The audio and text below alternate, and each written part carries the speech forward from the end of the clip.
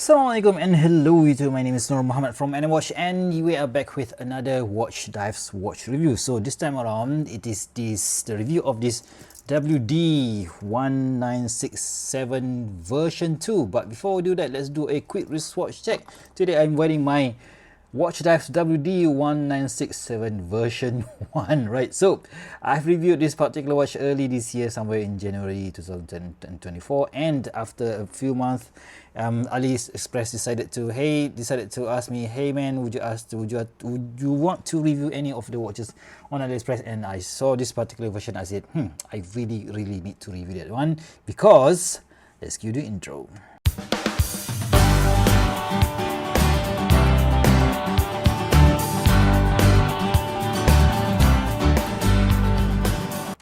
Alright guys, so welcome to my first look at the WatchDives Sharkmaster WD1967 version 2. So what are the differences between the version 1 and the version 2, you might ask? So that is also the question that popped out in my head when they released this particular piece. I've watched a few videos featuring this version 2, so yeah, I'm intrigued. If that's really the case, do you really need to buy to upgrade to the version 2 if you are an existing owner of this version 1? So yeah, let's find out about that. So I think let's start about the price. When I reviewed this particular piece, it was like about 140 bucks. This one, however, when it was newly released, sold for about 160 bucks. So $20 difference. Is that, you know, if you are a current owner of this V1, do you really need to upgrade for this to this one? Yeah, let's find out together. Yeah, right. So let's just start with the packaging, right? So this is the exact same packaging that is used in the version 1, which is a WatchDives. I don't know, this is maybe a waterproof watch carrying pouch thingy. So when I open it up and I saw the watch inside this particular box, of course, and I saw this thing, right? This is a, you know, your link adjuster thingy. So, and immediately I saw, hey, come on man, this is a downgrade, because it is actually, the bracelet is actually using a, oh my, what the heck is it? Okay, this the bracelet is actually using split pins, right? So some might call this version, the V1 version, is using a screwed pin. So some might call that a ground downgrade, some might call that it's a normal thing to do, but I could live either way, I could use either way. So there you have it. This is the split pins. So, and one more thing is that the version 2, when I resize it to my 6.75 or 17 centimeters wrist circumference, it only has 2 extra links, but that one, I think I've took out 4 links. So beware if you have, you know, bigger wrist than maybe 8-inch wrist. The version 2 might not fit your wrist. And yeah, other accessories still remain. So we do still get this excellent spring bar tool, but yeah, this is standard, as you know. I think it came with all the WatchDives watches that is on sale right now. I might be wrong there, so do let me know if I'm wrong there. So yep, that is difference number 1, packaging. You don't get your screwdrivers anymore because it is using a split pin bracelet. So, but let's, you know what, while we're talking about the bracelet, let's just compare the two. So the bracelet on this particular watch, on the V1 on the left, V2 on the right, you see that the end link, right, the end link looks a bit shorter on the new one, right? You can see here from the top, right? I think this end link is shorter. I'm not sure. That means that the case design of this V2 is basically different compared to the version 1. So we are going to do dimensions later on, but yeah, visually you can see that the end links is a bit shorter compared to the V1, and you can see that the integration, so the end link, all right, so integration with the this lug end is a bit more, I mean, uniform compared to the V1. Let's just compare the V1 here. So you can see that there's a bit of, you know, it looks a bit weird here in my opinion. So you can see that there is a flat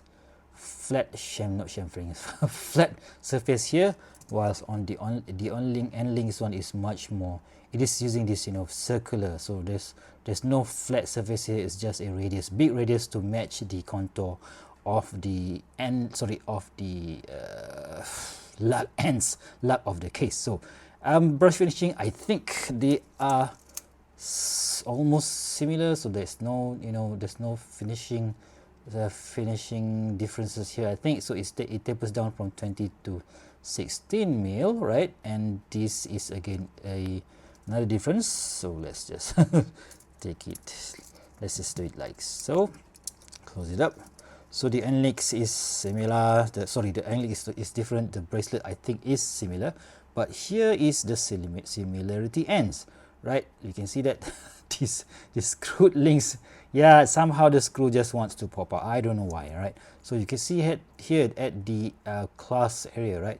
The clasp I think is different, other than, you know, I've put some scratches here, but when you open the clasp, right, so when you go to the, yeah, you can see here that this end, the link before the clasp, you can see that there's a line here, and this one is using a flatter design, so there's no line there. And on this side of the link of the clasp, this one, the difference here, it has this, you know, reverse T design, while this one is a T. So yeah, there's a difference there as well. So when you open it up, so you can see that, oh my god, see that here, and then this one, bring it up, yeah, there's a bit of difference there, just those minor aesthetic these differences there, so no major issue, no major concerns, but yeah, still. And I think the sliding mechanisms, or this you know, what do you call this, easy adjust, quick adjust thingy, is still the like same system, I think. So let's just check this one out as well. Push, pull and push, so we are good to go. So yeah, I think the clasp is no difference, but the bracelet itself is different because of those few aesthetic change, and also the use, or the use of split pins construction here, right? So let's go to the watch head itself. So the movement is basically exact same NH35 movement used previously. The version 1 also had a date version on the 3 o'clock and also on the 6 o'clock, and they've also had a few variations of dial. And on the version 2, I think so far, I haven't seen any version 2 with this blue dial. So I guess I made the correct decision choosing this blue dial. This version 2, you can't get, correct me if I'm wrong guys, if I couldn't find one, I just couldn't find one right now. If the version 2 is offering it, if it's offered in another different color. So they do have date wheel in 3 o'clock and no date version, and other than that, that's it, right? So case construction, then I believe that some YouTubers mentioned that the WatchDive has been using a different factory for this version 2. So quickly from the top, the difference is a bit apparent here, right? All right, so sorry about that. The lux shape is a bit different. I think you can see here there's a bit, this one is a bit thinner, this one is a bit thicker. So let's just check the dimensions for these two pieces, right? So I think the dimension on this particular, the version 1 was 38.4 on the bezel. All right, let's call it 39 on the bezel. But on the case itself, right, the case itself is about 38, right? And this particular, sorry, this particular one, I think it is almost similar. Yep, 38.7, almost similar, 39 mil. But on the case itself is about, sorry about that, 39. So almost similar case dimension. But when you turn it on the side, right, so here is the big difference here. So you can see that from this side, you can see that this one is much more what do you call it, slab-sided, while this mid case is very thin. And you can see that the difference is on the bezel design as well, right? So this one has slim case, thicker, can I call it thicker, a bit, you know, weird design bezel here, and the one on the V1 is a bit, you know, thinner bezel here, but from the top you just can't really see the difference so that much, I think. So both of them featuring this mineral crystal on the bezel, and again this one is again mineral crystal, and yeah, you can see that the thinness of the mid case is just, you know, it looks cool in my opinion, but yeah, still some people might not like it. So the thickness on this particular V2 is about 13.2, mainly due to the use of this I still think that this is a single dome sapphire crystal, but this is not as high domed as the V1. You can see that big huge crystal there. So this one is 13.8 versus I completely forgot, 13.8 versus 13.2, so there's a big difference there. And the lux to lux, right, the lux to lux, it is about 45.4, and this one I think it's just a tad bigger, right, 45.9, so not that much differences there, but yeah, you can see that the overall the use of much flatter or much thinner crystal does make it a bit, it look a bit slimmer, a bit slimmer, just 0.5 between the two. And yeah, that's about it, guys. Yeah, not yeah, there's a few other differences as well. So you can see that when they're using this old super high dome sapphire crystal, the distortion, especially on the outer side of this dial, it looks, yeah, much more prominent. This one, however, has, you know, lost a bit of that, but I think this one looks way much better in my opinion, right? So on the dial itself, it looks like this one is using that big triangle mark style of the old vintage Omega 300C Master. This one, I do think there's an Omega Speed Master version that is using this style of dial. I like both of them, just can't pick the if I am to pick, I definitely go for this black one, right? So I just prefer this big huge triangle there, right? And of course the Omega doesn't have any date at 6 o'clock, so this is where I think WatchDives scores 1 point over the original. And yeah, you can see that having no date really make it look clean, but on the 6 o'clock, that wheel on the 6 o'clock really gives that adds to that practicality of the watch. And the WatchDives logo is smaller on the V2, and some say that the hands on the V2 is a bit smaller compared to the V1. Yeah, I tend to agree with that, but not that big of a difference. But yeah, still it is smaller, right? Especially on our hands. On the minute hand, you can see that this is using a pencil style hand, but the lume is filled in this rectangular shape, whilst on the V1 it is straight pen style shape all the way up to the tip of the hand. So yeah, there's a bit difference there. And of the second hands, I think is this one is definitely smaller. Yeah, this one is definitely bigger. Right, so the dial is, this one has this sort of sunburst blue, this one has this beautiful piano black dial. I could go either way, so I do have no preferences over that. And let's go to the crown. This one looks like this one has a much bigger crown. This one is a bit smaller. Let's just compare, check that out. That is 6.9, and this one is 6.9. It's the exact same thing. Might be just that this is a bit shorter. I mean, I think, yeah, it's a bit shorter because it doesn't have this chamfer part here. This one is just flat, right? So the stamping on the logo on the crown is almost similar. This is, I think, much more, it's difficult to see. This one is much more prominent, so suggesting that they are not made by the same factory. So the side case on the side profile, let's just talk about this one first. This one is featuring a slab-sided, right? So you can see that the profile on the crown side is like that with this grid lugs, and when you turn it around, the profile is the exact same profile, right? So the exact same design and finishing, so brush and polish. But on the version 2, you see this profile on the non-crown side, brush and polish, right? But when you turn to the crown profile, brush polish, but the shape is a wee bit different, right? So if you don't catch that, let me turn it around again, like so. You see that this one is a bit thicker on the middle, and you turn it back, this one is a little, the thickness is the same, right? So that is, I don't know why they did that. It doesn't really look ugly, but yeah, if you are, you know, if you are a quality, I'm used to be a quality engineer, so I would explain why the thickness on this part is not the same as this part, this area. So yeah, I'm questioning that, but yeah, still, it's okay. It is totally acceptable.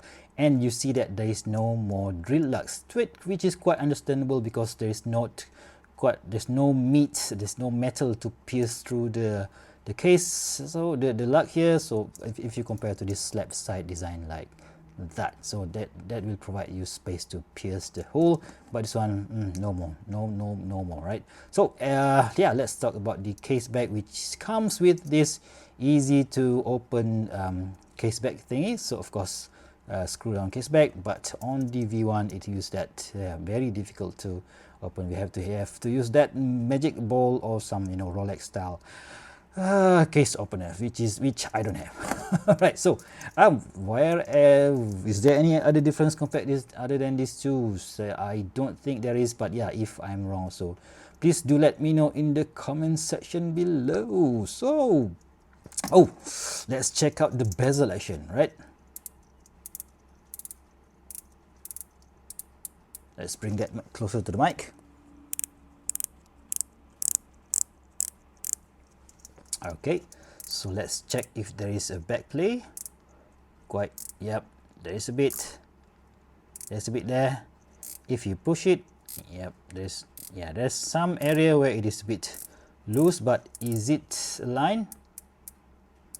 Yep, it's aligned just nice, right? But on the V1, you can see that the click is a bit slower. Bring it closer to the mic. Does it have any back play? Just a bit. Not as worse as the V2. There is a bit, but I do feel that the V2 is a bit looser. And is it aligned? Yep, it's aligned. So both of them is good on that department, but I do feel that the V1 quality wise is much better compared to the V2.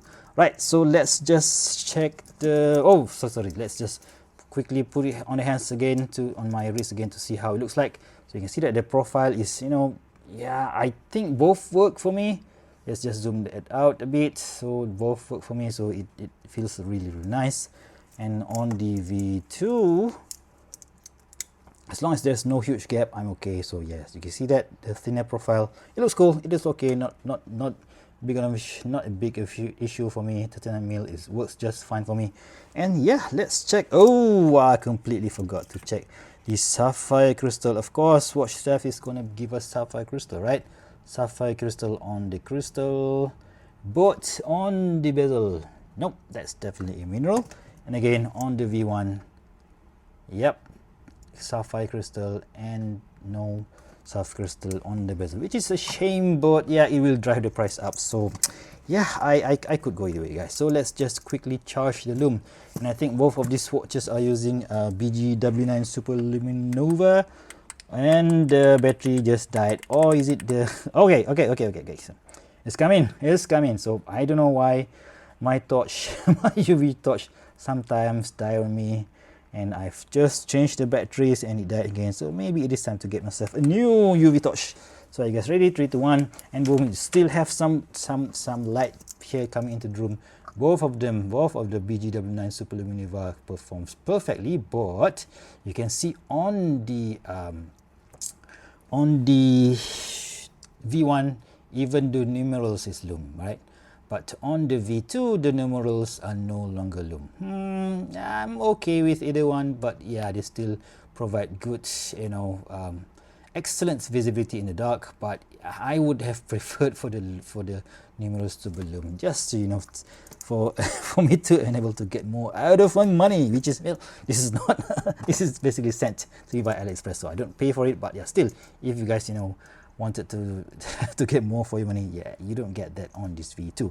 Either way, this is not a bad watch, right? If you like this style of, you know, vintage Omega trended Seamaster style of watches, so this is not a bad watch. And if you can get it for less than 180 bucks during the next upcoming sales, which is I think 11/11, so you would get a great option in my opinion. It's just that, you know, if you compare it to the V1, yeah, it's kind of lose something. But yeah, I think this version looks very, very good. What do you guys think about this particular piece? So if you guys like this video, please give me a big thumbs up, and if you want to see more future video reviews such as this one, please go ahead and subscribe to my channel. Until next time, I'll see you soon. Stay safe and bye bye.